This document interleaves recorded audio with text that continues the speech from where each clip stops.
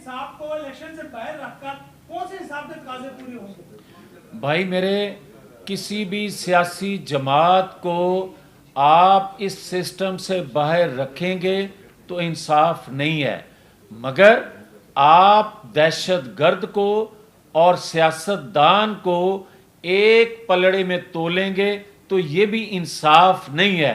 मुझे आप बताएं कि क्या पाकिस्तान की हिस्ट्री में कभी किसी ने ज़मान पार्क में मसल्ला जत्थे इकट्ठे किए थे 76 सालों में? क्या किसी ने कभी पेट्रोल बम फेंके थे गिरफ्तारी के वक्त? क्या कभी किसी ने 9-10 मई का वाक़या 76 सालों में दोहराया था?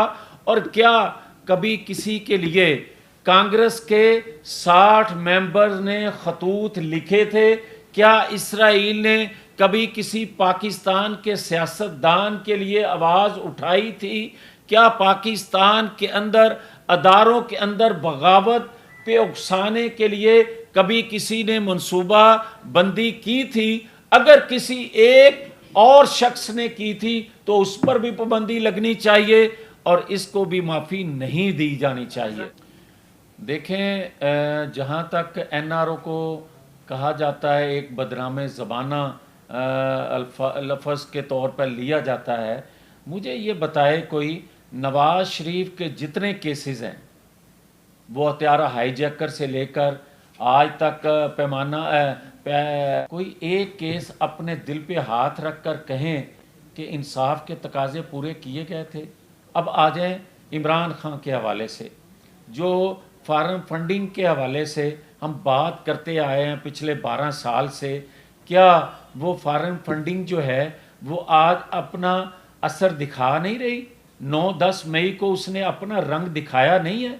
और अगर इसके बावजूद भी उसको छोड़ दिया जाए या छोड़ दिया जाना चाहिए तो फिर पाकिस्तान के आईनी अदारों को बंद कर देना चाहिए। फिर जो तकड़ा हो वो अपना रास्ता खुद बना ले, फिर आईनी कानूनी ज़रूरत नहीं है। भैया साहब ये बताइएगा, एक तरफ आप आज आइन के तहफ़्फ़ुज़ की बात कर रहे हैं तो आइन में ही दर्ज है कि 90 दिन के अंदर इंतखाबात होने चाहिए, पंजाब हो या फेडरल, इस वक्त तक इंतखाबात नहीं हुए।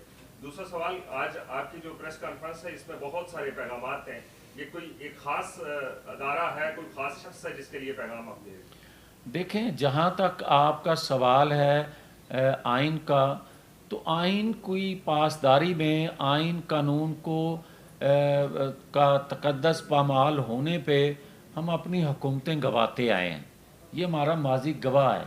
अगर आज कोई ये सवाल करे कि हम आज आइन कानून की बात करते हैं तो ये मुनासिब नहीं है। हमने तो इसके लिए बड़ी से बड़ी कुर्बानी देने से भी दरेग नहीं किया।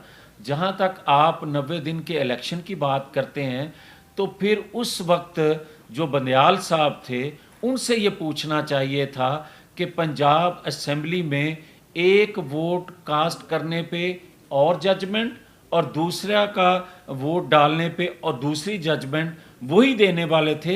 ये आईनी जो आज ज़रूरत महसूस की जा रही है, उस वक्त अगर की जाती तो 90 दिन के अंदर इलेक्शन हो चुके होते। सर ये बताइएगा, जिस तरह आप बता रहे हैं कि सीवी लेके कोई घूम रहा है, नवाज शरीफ के हाथ पांव बांधने की आप बात करें, आपको फिर भी कोई खदशा है कि अब दोबारा वही हालात बनने जा रही हैं, इस तरह की सूरत हाल? आपको किससे, आप किसको मुखातिब कर रहे हैं? देखिए, मैं बड़ा क्लियर हूँ कि जो ये समझते हैं कि जिस तरह 2018 में किसी की सिलेक्शन हो गई थी, आज कोई समझे कि हमारी भी सिलेक्शन हो जाए, तो 2018 के नताइज कौम ने भुगत लिए। अब इसकी गुंजाइश रियासत के अंदर नहीं है, रियासत मुतहम्मल नहीं है। जो ख्वाहिश रखता है या करता है या उसकी गुफ्तगू से अंदाज़ा होता है, आपके अलावा शायद सारी कौम जानती है। सर मेरा सवाल ये है कि केसेस जो नवाज शरीफ साहब पे चल रहे हैं, इमरान पे चल रहे हैं, जब किसी पॉलिटिकल पार्टी के लीडर पे केसेस होते हैं तो जो फैसले उनके हक में होते हैं तो वो बड़े अच्छे होते हैं। जो ये मीठा मीठा हाफ हाफ कर रहा तो ये पॉलिसी क्यों? नहीं, मेरा ख्याल है कि ये बड़ा पुराना सवाल है और बड़ा एक घसा पिटा उस तरह की गुफ्तगू, माफ़ी चाहता हूँ। मगर ये गुजारिश है कि अगर 2017 में साकब निसार या आसिफ सईद खोसा इस तरह की जजमेंट देंगे तो क्या मैं उस पर बात नहीं करूँगा? और क्या एक दिन में 12 ज़मानतें जब हो जाती हैं उस पर मैं बात नहीं करूँगा? क्या पाकिस्तान के अंदर फैज़ाबाद धरने की कोई जजमेंट दे और उस पर रेफरेंस फाइल करवा दिया जाए, क्या इसमें मैं बात नहीं करूँगा?